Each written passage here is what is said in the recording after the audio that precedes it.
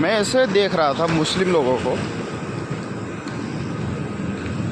एक मुस्लिम मौलाना था, वो ओशो के बारे में कह रहा था कि ओशो को अमेरिका में मारने की कोशिश की गई जहर देकर।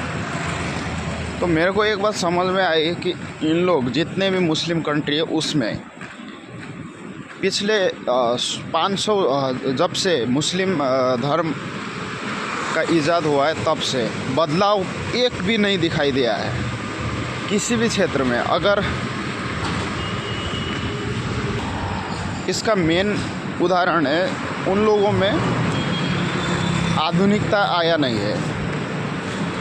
पिछले कई सालों में हिंदू धर्म में कई सारे बौद्धिस्ट, विवेकानंद, बुद्ध भगवान और ओशो जैसे बड़े बड़े महान लोग पैदा हुए और उन लोगों ने समाज को परिवर्तन किया है। कोई ना कोई एक ना एक आदमी से परिवर्तन हुआ है पूरे हिंदुओं में। मैं इंडिया की बात नहीं कर रहा हूँ, पूरे दुनिया में इन्हीं लोगों के कारण परिवर्तन हुआ है।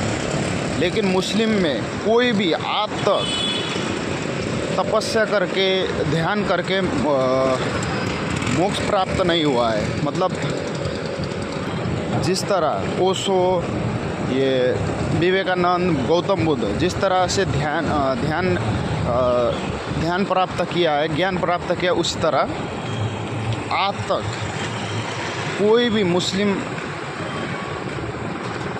धर्म में एक आदमी भी ऐसा पैदा नहीं हुआ है कि ध्यान में बैठकर ज्ञान को प्राप्त किया है। उसीलिए मुस्लिम कम्युनिटी में कभी भी परिवर्तन नहीं आएगा आने वाले 100 साल या 200 साल, 1000 साल में, क्योंकि इन लोग को कभी ध्यान करना ही नहीं है। इसका मेन रीज़न है कि ध्यान करना बैठोगे तो मुद्रा के रूप में और एक हिंदू परंपरा के हिसाब से बैठना पड़ता है, इसी वजह से।